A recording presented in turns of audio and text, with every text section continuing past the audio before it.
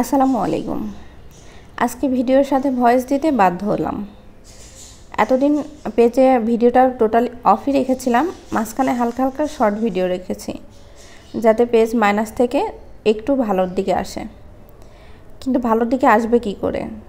আমাদের তো সব কিছুই অফ করে দিচ্ছে, আমাদের নেট অফ করে দিচ্ছে, আমাদের সব কিছুই অফ করে দিচ্ছে। আর কতদিন অফ করে রাখবেন? সত্যটা আর কতদিন লুকিয়ে রাখবেন? সত্য কখনো ঢেকে রাখা যায় না, একদিন না একদিন ঠিক বের হবেই। দুর্ভাগ্য যে এমন দেশে জন্মগ্রহণ করেছি যেই দেশের মানুষের থেকে মেট্রো রেলের দামটা বেশি, যে দেশের মানুষের থেকে জিনিসের মূল্য বেশি। মানে মানুষ মারা গেলেও তাতে কোনো আফসোস নেই, কিন্তু জিনিস নষ্ট হলে সেটার আফসোসটা অনেক বেশি।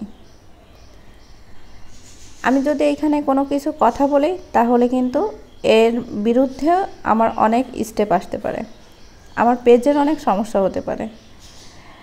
আমি পেজে কিছু আজ কিছুদিন ধরে যে পোস্টগুলো দিচ্ছি তার কারণে আমি দেখি যে আমার পেজে বেশি পোস্ট না দেওয়ার রেস্ট্রিকশন আসে।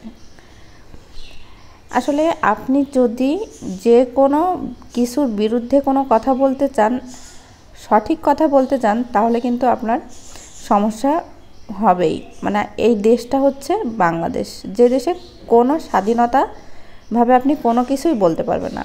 এখন যদি আমি কিছু কথা বলি তাহলে দেখবেন কালকে আমাকেও ধরে নিয়ে যাচ্ছে। আসলে আমাদের নিরাপত্তা কোথাও নেই। আমাদের নিরাপত্তা না থাকলে আমাদের বাচ্চাদের নিরাপত্তা কিভাবে থাকে বলেন? আমি কিছু পোস্ট করলেই আমার বাসা থেকে ফোন দেয় যে আমি যেন পোস্টগুলো ডিলিট করি, কারণ তারা সবাই আতঙ্কে থাকে। একটা পোস্টের বিরুদ্ধে একটা মানুষকে ধরে নিয়ে যাওয়া হয়, অন্য কোনো দেশে ঘটে না, শুধু বাংলাদেশেই ঘটে। এমন অবস্থায় ভিডিও করতেও ইচ্ছা করে না। ইদানিং হালকা হালকা করে শর্টটা ভিডিও আকারে দিই যাতে পেজটা মাইনাসে চলে এসেছে যেন চালু থাকে। এই পোস্টগুলো দেওয়ারও কোনো ইচ্ছা থাকে না, কারণ সেই ইচ্ছাটা হারিয়ে গিয়েছে। যখন দেখি ফেসবুকে ঢুকে দেখি যে ভাইদের মুখ থেকে রক্ত পড়ছে, বুক থেকে রক্ত পড়ছে, হাত থেকে রক্ত পড়ছে, তখন কি ইচ্ছা হয় কোনো কিছুর ভিডিও করার? তারপরেও করছি ভিডিওর মাঝখানে কিছু কথা বলার জন্য। আমরা চাই স্বাধীনতা, আমরা পরাধীনতা চাই না, যেখানে কোনো কথাই বলতে পারবো না, যেখানে একটু খোলা ছাদের নিচে বাচ্চাদেরকে নিয়ে যেতে পারবো না। কোথায় যাব তাহলে বলেন? এমন একটা দেশে জন্মগ্রহণ করেছে যে দেশে যে একটু খোলা ছাদের নিচে যাবেন সেটাও যেতে পারবেন না, কারণ খোলা ছাদের থেকে পাখির মতো উড়ে এসে আপনার বাচ্চার সন্তানের বুকে লাগবে, যে সন্তান সাথে সাথে মাটিতে লুটিয়ে পড়বে। এই কষ্টটা আপনি কাকে দেখাবেন? এই কষ্টটা আপনি কাকে বলবেন? না জানি আল্লাহ কত মায়ের বুক থেকে সন্তানকে খালি করেছে। কত ছোট ছোট বাচ্চা, তাদের কি অপরাধ ছিল? তারা তো নিরপরাধ, একটা শিশু। তারা উঠতে ছাদে গিয়েছিল খেলতে, তাদের কি দোষ ছিল? এই উত্তরটা কে দেবে? চেষ্টা করলে সব কিছুর সমাধানই রক্তাক্ত ছাড়া হতো, কিন্তু সেই সমাধানটা কেউ করতে আসেনি। সব কিছুই ওলটপালট হয়ে গিয়েছে। শুধু আমাদের জীবন না, প্রত্যেকটা মানুষের জীবনে দুর্বিষহ নেমে এসেছে। কেউ ভালো করে ঘুমাতে পারছে না, কেউ ভালো করে খেতে পারছে না।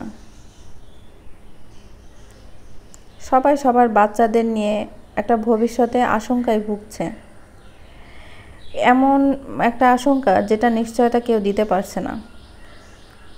তাই সবাই মাঠে নেমেছে, রাজপথে নেমেছে। আমরা তো নামতে পারছি না, হাজার চেষ্টা থাকলেও আমরা নামতে পারবো না, কারণ আমাদের বাচ্চা আছে, ছোট ছোট ফ্যামিলি আছে। কিন্তু দেখেন কত মার বুক থেকে সন্তানরা বিদায় নিয়ে নিচ্ছে। তাদের স্যালুট জানাতে হয় যে তাদের মনোবল, তাদের শক্তি আল্লাহ কতখানি করে দিয়েছে, যে জানে যে আমরা মারা যাব, তারপরেও রাজপথে নামছে। কাদের জন্য নামছে? আমাদের জন্য নামছে, আমার ছেলে মেয়ের ভবিষ্যতের জন্য নামছে। তাদের কথা কখনোই কিন্তু মুছে ফেলা যাবে না মন থেকে। তারা মুগ্ধর মতো পৃথিবীতে সারা জীবন বেঁচে থাকবে। তারা সাঈদের মতো বুক পেতে বেঁচে থাকবে। কারোর বুক থেকে কিন্তু এই কথাগুলো মুছে যাবে না। এই কথাগুলো যে মুছে ফেলবে সে একটা অকৃতজ্ঞ। সবার কাছে দোয়া চাচ্ছি, আল্লাহ যেন কারোর মায়ের বুক খালি না করে, সবার বুকে যেন তাদের সন্তানকে ফিরিয়ে আনে। আল্লাহ যেন সবাইকে স্বাধীনভাবে বাঁচার তৌফিক দান করে। বাংলাদেশে আর রক্তাক্ত দেখতে চায় না, চাই সবাই একটু দেশের পাশে আসুক, আর যেন রক্তও না ঝরে, এটুকু আবেদন সবার কাছে। আর ভিডিও শেয়ার করতে বাধ্য হচ্ছি, কারণ এটা আমার একটা কর্ম কাজ, আর এর মাধ্যমে আমি কিছু আমার মনের উপলব্ধি আমি জানালাম। জানি এতে সমস্যা হতে পারে, তারপরও আমি ভয় পাচ্ছি না, কারণ যে মায়ের বুক থেকে সন্তান চলে গেছে তার যদি ভয় না করে তাহলে আমাদের কেন ভয় করবে। সবাই সাবধানে থাকবেন, ভালো থাকবেন। আল্লাহ হাফেজ।